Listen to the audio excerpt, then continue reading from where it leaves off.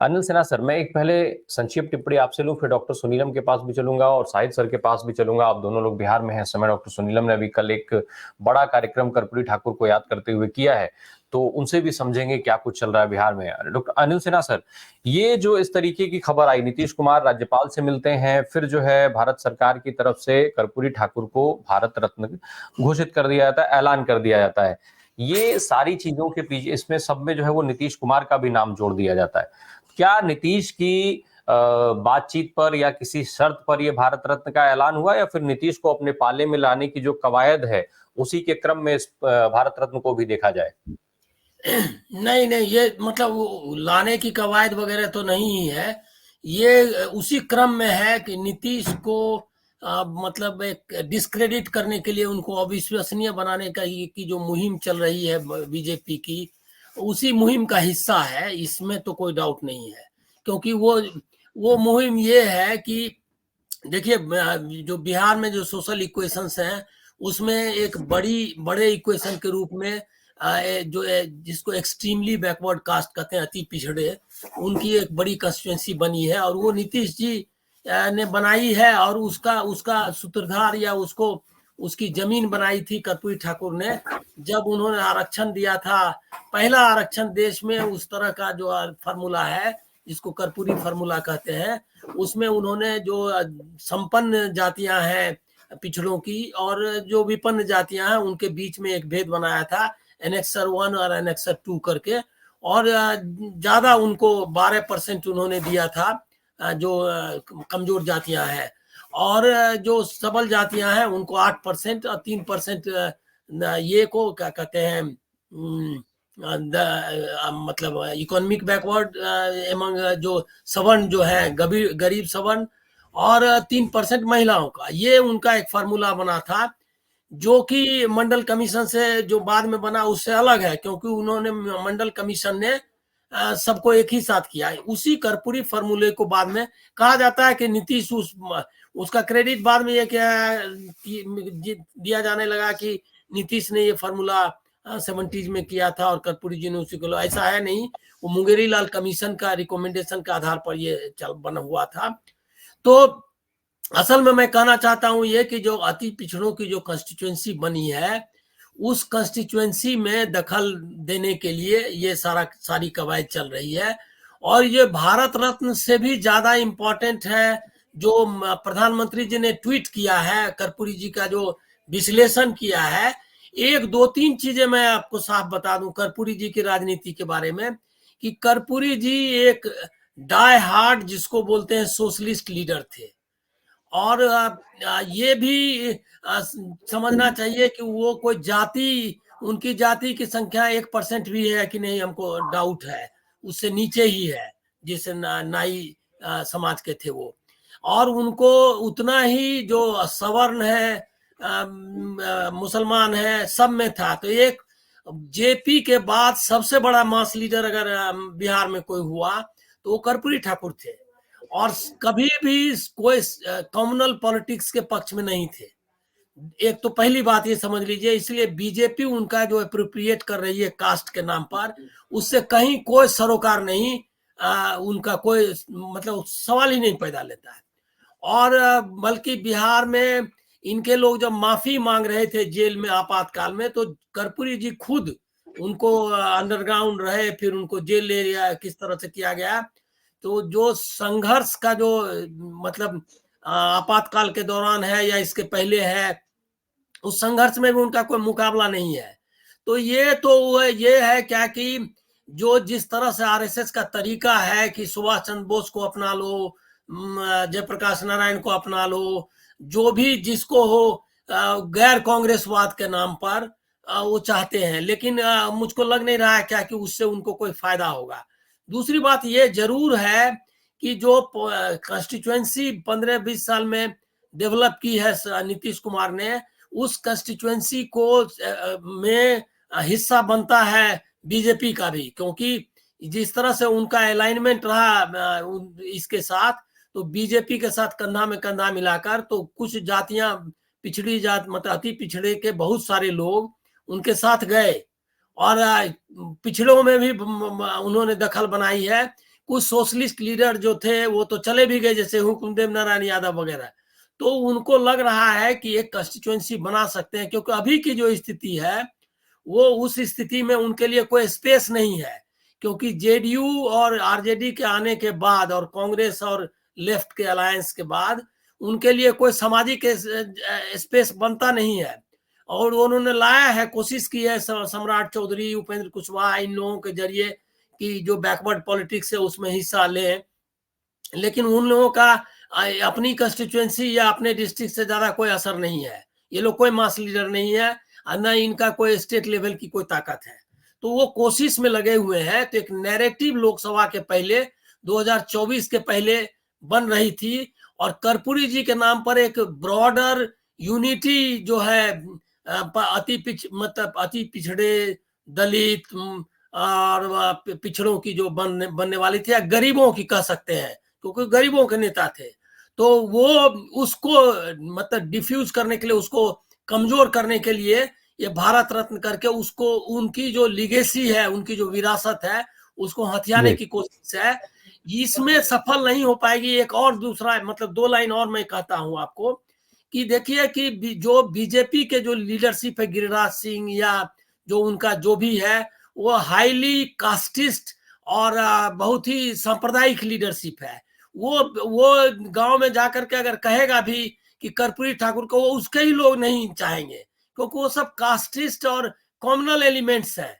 उसको वो कैसे कर्पूरी जी का के बारे में, कर्पूरी जी के प्रति उनको इतना गुस्सा रहा है, वो मैं जानता हूं, मैं बिहार का हूं, मैं मुझको पता है। ये जो मतलब जो लोग हैं, वो तो कर्पूरी जी को मतलब गालियां देते थे जिस समय आरक्षण हुआ था, और वो मैं यहाँ दोहरा नहीं सकता, वो जो नारा चलता था। तो ये वो उन्हीं के वो मतलब लीडर है। तो कोशिश वो इसमें है क्या कि एक ही चीज है कि अपनी जो जाति है मतलब नरेंद्र मोदी जी की, कि वो पिछड़े बाद में, हालांकि लोग गुजरात का इतिहास नहीं जानते हैं और लोगों को भी डर लगता है सच बताने में ना। वो घाची कम्युनिटी जिससे आते हैं वो पढ़ लेना चाहिए। अच्युत ये क्या कहते हैं, ये इसकी नाम मेरे मित्र ही रहे हैं वो, उनकी किताब है अच्युत याग्निक। तो उनकी किताब है हिस्ट्री ऑफ गुजरात, उनको पढ़ना चाहिए। तो उनको उसमें पता चल जाएगा कि ये घाची और नागर ब्राह्मण दोनों मिल करके वो डोमिनेंट कास्ट हैं जहां पर ये लोग थे। और जब ये बने मतलब आए इसमें यहाँ आ गए मतलब मुख्यमंत्री बने, तो उन्होंने इसको बैकवर्ड के लिस्ट में शामिल कर लिया। ये कोई बैकवर्ड है नहीं और जबरदस्ती बन गए हैं। ये बात कभी कभी बोलते हैं कुछ लीडर्स, लेकिन इसको बताया नहीं जाता। तो वो और तो वो पूरा इलाका जो गोधरा वगैरह है उसमें डोमिनेंट कास्ट है ये। तो ये अब जहां बनता है तो वहां ब्राह्मण बन जाते हैं। ब्राह्मण मतलब कि आपने देखा ही कि किस तरह से पूरा उन्होंने जजमानी की वहां। तो धर्म जाति सब का इस्तेमाल करके मोदी जी 2024 का इलेक्शन लड़ना चाहते हैं, और बिहार में कोई गुंजाइश नहीं बन रही थी। तो अब उनकी पीठ की सवारी करना चाहते हैं, उनके कंधे की, कर्पूरी जी की। जो सवारी हमको लगता है कि उनको करेंगे तो उनको और कठिनाई ही होगी, क्योंकि उनके गिरिराज सिंह जैसे लोग कर्पूरी जी के बारे में बताएंगे तो गिरिराज सिंह के जो लोग हैं वही उनको वोट नहीं देंगे। अनिल सिन्हा सर, जो एक चीज एक तरफ देखी जा रही है कि भाई नीतीश कुमार टूट नहीं रहे हैं, दूसरी तरफ उधर राहुल गांधी की जो भारत जोड़ो न्याय यात्रा चल रही है उसके बिहार में उसका शेड्यूल है। फिर नीतीश कुमार की तरफ से ये बात आ भी चुकी है कि नीतीश कुमार और तेजस्वी यादव भी उस यात्रा में शामिल होंगे। तो क्या ये जो सारी कवायद हो रही है अब जिस तरीके से, एक तो भाई लोकसभा का चुनाव है, माहौल जो बनाने की कोशिश हो रही थी राम में, उस तरीके की चीज शायद दिख नहीं रही है बिहार में जैसा अभी तक खबरें आ रही हैं। तो क्या ये जो अब नया नैरेटिव, चाहे वो कर्पूरी ठाकुर को लेकर के हो या नीतीश कुमार को लेकर के हो, ये सारे इसी क्रम में है और इनका फोकस जो है वो नीतीश कुमार के बहाने इंडिया गठबंधन में फूट डालना, लोगों के बीच में एक भ्रम पैदा करना, और इस तरीके की जितनी भी सियासी दांवपेच हैं, केवल और केवल इस समय शुद्ध रूप से वही सियासत हो रही है। और जो जितनी चर्चा जिस तरीके से हो रही है उसमें एक नया नैरेटिव बनाने की कोशिश की जा रही है। फूट डालने की कोशिश तो है ही लगातार, और इसमें मीडिया जो है उनका टूल है। अभी बताइए जो कल की घटना है कि वो गए राज्यपाल से मिलने, अब हम लोग भी इतने साल राज्यपाल मुख्यमंत्री सबको कवर किया है, तो इस तरह से थोड़ी खबर चलती है। वो अब गए थे, चांसलर हैं, और चांसलर जो है वो बिहार के यूनिवर्सिटीज के चांसलर, वाइस चांसलर की नियुक्ति होती है, सबकी नियुक्ति होनी है, उस सिलसिले में मिलने गए थे। अब पूछ रहा है क्या कि वित्त मंत्री, आपने भी कहा कि वित्त मंत्री क्या कर रहे थे।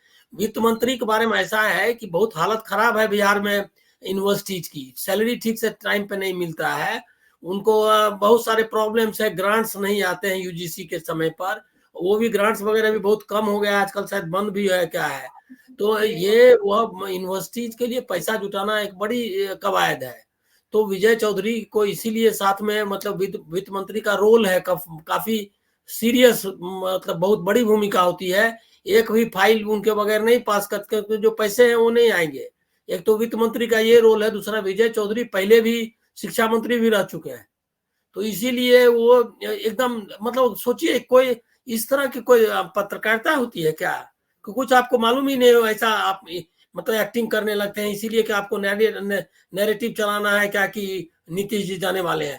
अब तक तो अगर मीडिया की माने तो नीतीश जी तो अब तक बीजेपी में बैठ करके वहां पर मोदी जी के साथ वहां मंत्रोच्चार कर रहे होते अयोध्या में। अगर मीडिया का अगर चलता तो अभी तक तो वहां पर वो अयोध्या में नजर आते। ये भी चला कि नीतीश जाएंगे कि नहीं, अरे नहीं गए, कोई नहीं गया। क्या कैसा देखिए मीडिया कैसा चला रहा था, कौन लोग जाएंगे एनडीए में, एनडीए इंडिया गठबंधन से, ये अभी पता नहीं है। मतभेद चल रहा है कांग्रेस में, कौन नेता गया वहां, कोई काम का नेता। अब वहां कोई इधर उधर का एक आध दो चला गया हो तो इसके बारे में, इंडिया गठबंधन का कौन सा नेता गया वो अयोध्या के करने के लिए। वैसे ही नीतीश के बारे में लगातार चल रहा है कि वो जैसे ज्वाइन करें, अरे ज्वाइन करें तो अभी तो बैठे नजर आते, जितना दिन से खबर दे रहे हो, लेकिन कहीं तो नजर नहीं आए। तो ये मीडिया ने अपना इस तरह का पतन कर लिया। आप कोई खबर आप देखिएगा इसी एंगल से चलाता है। अब अभी देखिए खबर अभी देख रहा था मैं कि एक पोस्ट उन्होंने रात में किया कि जिसमें बताया कि भारत रत्न कर्पूरी जी के बारे में, अब भारत रत्न का डिमांड हम लोग करते रहे। भारत रत्न मिलने पर पोस्ट में उन्होंने प्रधानमंत्री को आभार नहीं जताया था, उस पोस्ट में एक लाइन ये छूट गया था। तो वो पोस्ट को इम्प्रोवाइज करके उन्होंने एक दूसरी पोस्ट डाली जिसमें कि आभार लिख दिया गया। अब ये बताइए कि ये कटसी का है, अब उसमें मीनिंग ढूंढ रहा है, पूरा मीडिया में भरा हुआ है क्या कि उनसे एनडीए से नजदीकी, मोदी से नजदीकी। अरे क्या मतलब, इस तरह से कहीं होता है क्या। और वो आप देख लीजिए वहां जो चल रहा है, ये इनका भी चल रहा है। इन लोगों ने भी कोशिश की कि कर्पूरी ठाकुर, सम्राट चौधरी ने और उनके लोगों ने, कि कर्पूरी ठाकुर की जयंती को लेकर के उपयोग करे, लेकिन कोई नहीं। ये एक दो चीज आपको साफ कर देता हूं, मतलब समझना चाहिए कि बिहार की राजनीति में आरएसएस का कोई से नहीं है, और अभी तक उसके फुटप्रिंट्स, जिसको आप कहते हैं कि पद चिन्ह, बहुत कम है। और वहां पर लेफ्ट और सोशलिस्टों का, अभी भी सोशलिस्ट जो भी है, जो जिस फॉर्म में है, आरजेडी है, जेडीयू है, वही ताकतवर है। वो कोशिश लगातार कर रहे हैं। ये नैरेटिव ये जरूर है कि ये भ्रम फैलाने में सक्सेसफुल रहते हैं कई बार मोदी जी, जिसमें कि पिछड़ों को लगता है कि वो उनके ही लोग हैं। ये भ्रम को दूर करना ये इनकी जिम्मेदारी है, वो बताएंगे अपना, उनका जरूरत है, लेकिन कोई इनरोड नहीं है। बिहार का जहां तक वो जो ओबीसी का जिस तरह से ईबीसी का इस्तेमाल यूपी में किया, जैसा सुनीलम ने बताया, वैसा इस्तेमाल बिहार में भी करते हैं, करने की कोशिश में है। कुछ वो उसका फायदा भी उनको मिलता है। अब जैसे जीतन राम मांझी महादलित, वो जो है उनके खेमे में है। इसी तरह से कुछ जो है सो साहनी को उन्होंने बीबीआई पार्टी को कर लिया था, तो उसका फायदा उठा लिया। ऐसा वो कुछ जगह कर रहे हैं, लेकिन ये बहुत मार्जिनल मतलब ये है, गेन है। इससे उनका 2024 का नैरेटिव बनने वाला नहीं है, ये मैं आपको कहना चाहता हूँ। ज्यादा से ज्यादा वो कुछ मतलब कुछ थोड़ा सा वोट कर सकते हैं, इससे उनकी नैरेटिव बनेगी नहीं। और एकाएक ये सही कहा, ये एक आदमी जो एकदम पूरी तरह सेकुलर मतलब सेकुलर था, सांप्रदायिकता के खिलाफ था, गरीबी के खिलाफ था, एक मतलब आदर्श माना जाता है कि जो आदमी रहन सहन के साथ कोई करप्शन नहीं, अपना घर भी उनका वही झोपड़ी रहा जो मुख्यमंत्री बनने के पहले था, पटना में अपना कोई उनका मकान नहीं बना, वही जो पुश्तैनी मकान जो उनका पितौंजिया जो उनका कर्पूरी ग्राम अब कहलाता है, वो वही मकान रहा। ऐसे व्यक्ति का जिसका कि सादगी में गांधी जी से टक्कर लेने वाला व्यक्ति था, उस व्यक्ति या राम मनोहर लोहिया से टक्कर लेने वाला था, उस व्यक्ति की लिगेसी को ये करना चाहते हैं। अच्छा, कभी उनको कोई मंदिर में पूजा पाठ करते हुए आज तक नहीं देखा, ये टीका लगा के घूमने वाले शख्स नहीं थे। तो अगर मान लिया जब चर्चा होगी कि उनका ये गैर कांग्रेसवाद का सहारा लेकर के आप उनको जोड़ लेंगे कि अपने साथ। और तीसरी और आखिरी बात मैं बता रहा हूं कि बीजेपी जब वो जिंदा थे तो भारतीय जनसंघ में स्प्लिट कराने वाला शख्स वही थे। जब जब आरक्षण लागू किया उन्होंने तो भारतीय जनसंघ के लोग, भारतीय जनता पार्टी बन चुकी थी, वो उनके बाद में वो उनके खिलाफ थे। तो इस इशू पे, आरक्षण के इशू पर, जो जिसका कि अब क्रेडिट लेना चाहते हैं वो, उस इशू पर भारतीय जनता पार्टी में स्प्लिट हो गया। और भारतीय जनसंघ के जमाने से उनके सबसे नंबर 1 नेता थे शंकर टेकरीवाल, वो चले गए लोकदल में उनके साथ, ये कर्पूरी जी के साथ। उन्होंने उस इशू पर भारतीय जनता पार्टी में भी स्प्लिट करा दिया और भारतीय जनसंघ में। तो ये मैं आपको जानकारी देना चाहता हूँ। जी अनिल सर, वही जो जिस तरीके की सियासत हो रही है, फिर उसका क्या कुछ असर होगा जेडीयू और आरजेडी जैसे दलों की सियासत पर? क्या उनकी सियासी जमीन कमजोर होगी? कुछ एनडीए की सियासी दल जो है वो मजबूत होगी, या इंडिया गठबंधन की सियासी दल कमजोर होगी? और नेताजी को लेकर के जो बात हो रही थी, अनिल सर म्यूट है, आप अनम्यूट कर ले प्लीज। हाँ, जाति की राजनीति काफी जटिल राजनीति है और उसमें अपॉर्चुनिज्म, जिसको अवसरवाद कहते हैं, उसकी बहुत गुंजाइश रहती है। उसका फायदा जैसे मिलता रहा है, आप उत्तर प्रदेश में देखें, राजभर है, अनुप्रिया पटेल है, ये सब तो सामाजिक न्याय की शक्तियां हैं और इनका जो रूट भी है, इनकी जड़ें तो उधर सामाजिक न्याय के आंदोलन से ही है। लेकिन अवसर मतलब भागीदारी एक ऐसा लचीला शब्द है कि आप भागीदारी मतलब कि रामदास अठौले मोदी सरकार के ये में क्या कहते हैं, मंत्रिमंडल में भागीदारी कर सकते हैं। तो ये उसमें जब तक कि उसको एक आइडियोलॉजिकल रूप नहीं देते हैं तब तक आपको ये गुंजाइश रहती है। जैसे बिहार में ही कह रहा है कि सहनी से उनकी बात हो रही है, तो क्या है, वो अब कास्ट के नाम पर पॉलिटिक्स कर रहे हैं। जो जन आकांक्षा पैदा हुई है लोकतंत्र के कारण, के विस्तार के कारण कमजोर जातियों में, उसका ठेकेदारी करते हैं, ये उसका फायदा उठाते हैं।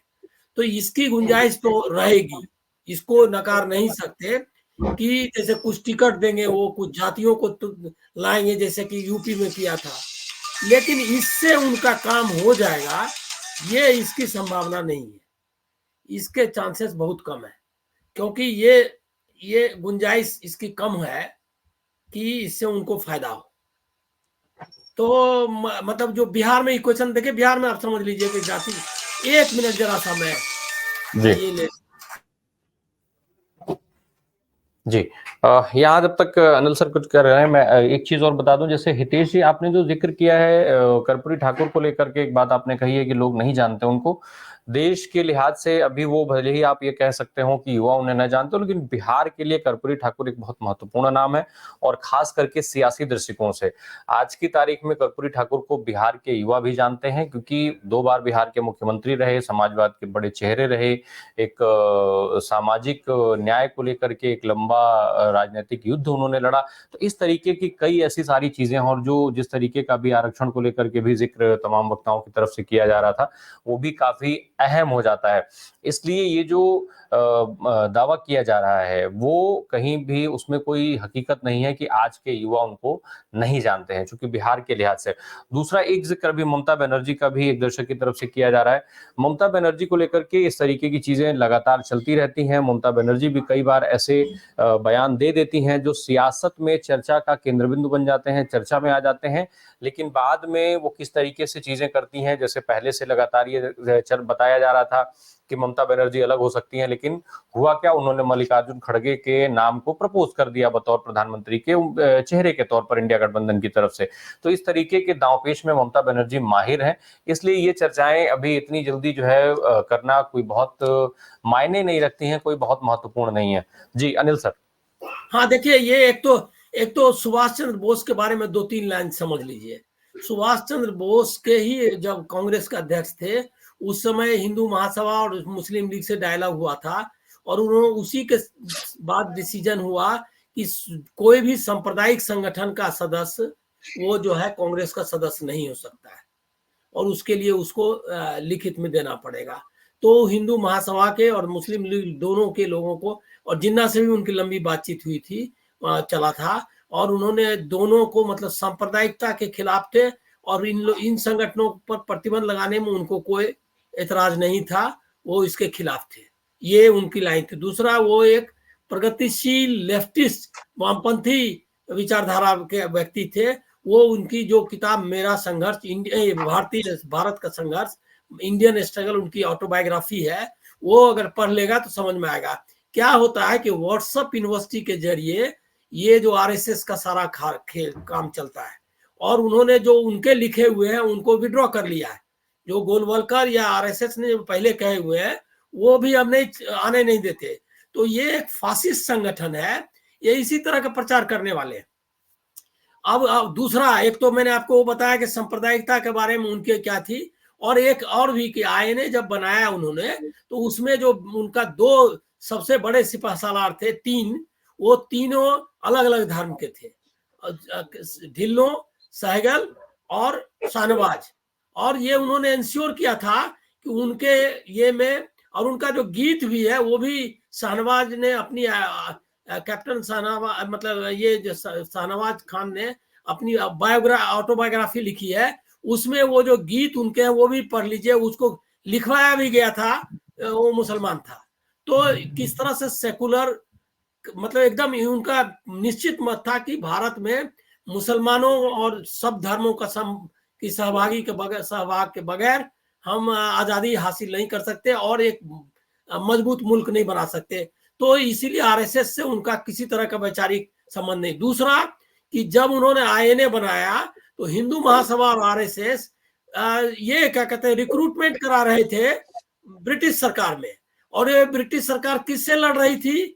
आईएनए से लड़ रही थी ईस्टर्न बॉर्डर पे, कोहिमा और वो बाकी इलाकों में। और वो जो है आईएनए से जो ब्रिटिश फौज लड़ रही थी उसको रिक्रूटमेंट का काम सावरकर और उनके लोग कर रहे थे। ये भी लोगों को याद रखना चाहिए। कभी भी किसी भी मौके पर वो इनका क्या कहते हैं, बोस के जो राजनीति थी या बोस का जो आंदोलन था उससे कोई संबंध नहीं था। तीसरी बात ये है कि जब आईएनए का ये हो गया, मतलब के लोग कैद हुए, तो कांग्रेस में जवाहरलाल नेहरू ने उनकी वकालत की और उनको छुड़वाया, और देश भर में बड़ा आंदोलन हुआ। तो इसीलिए उसकी लिगेसी जो कहते हैं कि हम उनकी विरासत के, वो नहीं है।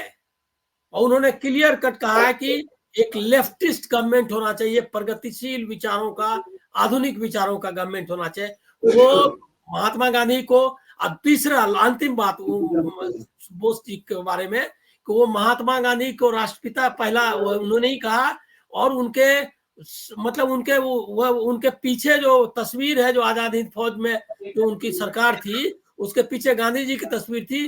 गांधी नेहरू के नाम पर ब्रिगेड बनाया उन्होंने, गोलवलकर और सावरकर के नाम पे या हिंदू महासभा के नेता के नाम पर नहीं बनाया। तो ये बोस की बात हुई। दूसरा है क्या कि ये जो सिंबोलिज्म है, ये सिर्फ सिंबोलिज्म से काम नहीं चलता है, प्रैक्टिकल पॉलिटिक्स ये है। कर्पूरी जी का ही नाम ले लीजिए। कर्पूरी जी ने जब आरक्षण लागू किया तो एबीवीपी और जितने संगठन थे उनको गालियों की बरसात की थी इन्होंने, और आरक्षण के खिलाफ इनके ही नेतृत्व में आंदोलन चल रहा था, इसलिए वो आसानी से नहीं हो सकता उसका। अनिल सर, आरक्षण की बात आगे चलते चलते एक चीज और समझ लो आपसे बस, ये जो अभी 22 तारीख को प्राण प्रतिष्ठा की बात होती है, फिर 23 को इस तरीके की चीजें, जिस तरीके से 90 के टाइम पे अगर हम देखें तो मंडल और कमंडल की बात थी, तो आज की सियासत में प्रधानमंत्री की तरफ से पहले कमंडल और फिर मंडल को लेकर के इस तरीके का एक दो बड़े जो है आयोजन के तौर पर देखा जाए, दो बड़ी घोषणाओं के तौर पर अगर देखा जाए, तो पहले राम मंदिर को लेकर के कमंडल को साधने की कोशिश, और कर्पूरी ठाकुर के माध्यम से जो है वो कर्पूरी ठाकुर के माध्यम से मंडल को साधने की कोशिश, ये कितना अहम है? साथ ही साथ क्या कुछ और ऐसे दांव हैं जो अभी और बिहार की सियासत या आने वाले लोकसभा चुनाव के मद्देनजर इस तरीके की देखने को मिल सकते हैं अभी? देखिए, ये मंडल में मतलब में कमंडल घुसेड़ने की जो कोशिश है, ये 90 में भी था। कटियार और जो क्या कहते हैं, दो बड़े फेस थे यूपी में, विनय कटियार और ये क्या नाम है कल्याण सिंह, दोनों मंडल के फोर्सेस थे, और उमा भारती। तो ऐसा नहीं है कि इसका इस्तेमाल पहली बार कर रहे हैं ये, लेकिन जो मंडल की लीगेसी है उसको वो नहीं हथिया पाए थे, वो बाद में कास्ट पॉलिटिक्स, मैं नहीं मानता ये मंडल की लीगेसी है, मंडल की लीगेसी नहीं है। कटियार और ये कहाँ आरक्षण के मंडल कमीशन के पास, वो तो कमंडल के लोग थे, लेकिन थे पिछड़ी जातियों से। तो पिछड़ी जातियों में भी आरएसएस हिंदू जो सांप्रदायिकता है वो फैली है बाकी जातियों की तरह। ये जो लोग कैटेगराइजेशन करते हैं वो मतलब हमको लग रहा है क्या कि सतही है। ये कम्युनलाइजेशन जो है, ये सिर्फ ये जो समझ रहे हैं लोग कि कमंडल का मतलब सिर्फ ये क्या कहते हैं सवर्ण है और बाकी जातियां इकट्ठा हो गए, ऐसा नहीं है। 36-37% वोट जो उनको मिल रहा है वो कोई सवर्ण का वोट तो नहीं है। मुसलमान तो उनको कोई वोट ही नहीं देता है, क्योंकि मान लिया 10% 5% जो दावा करते हैं, मुझको मालूम नहीं कौन दे, एक भी उन्होंने सीट नहीं दी उनको, कैंडिडेट ही नहीं खड़ा किया।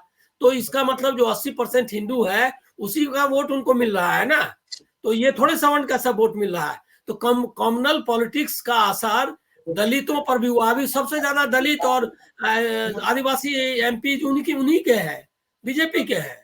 तो ये जो कैटेगराइजेशन जो कुछ लोग जो मतलब समझते हैं वो सतही है। उन्होंने उस समय भी मंडल के जरिए ही, मंडल फोर्सेस जिसको आप कह सकते हैं, सामाजिक न्याय, उसके जरिए कंधे पर रख करके ही उन्होंने कमंडल किया था। वही अभी वो कर रहे हैं। यहाँ भी वो क्या आप देख लीजिए कि लोग मतलब मैं एक दो लाइन आपको लेता हूँ। गर्भगृह में 5 लोग उपस्थित थे, 5 लोगों में मतलब 5-4 रखिए जो सरकारी लोग थे, मोहन भागवत को छोड़कर के कोई भी ब्राह्मण नहीं था। आनंदीबेन पटेल और योगी आदित्यनाथ और मोदी और मोहन भागवत तो छोड़ करके कोई ब्राह्मण नहीं है। और मोहन भागवत भी वैसे ब्राह्मण नहीं है जो चित्पावन ब्राह्मण है, वो भी वो 2 दर्जे के ब्राह्मण है, देशस्थ ब्राह्मण है। तो ये जो है, ये कैटेगराइजेशन में आप नहीं जा सकते। कॉमनल पॉलिटिक्स ने असर किया है उन पर भी, और उसका एक बड़ा हिस्सा किया। उसको वो मतलब जो मंडल की शक्तियां हैं उनको ढक करके वो इस्तेमाल करना चाहती हैं, जिसको कि समझने की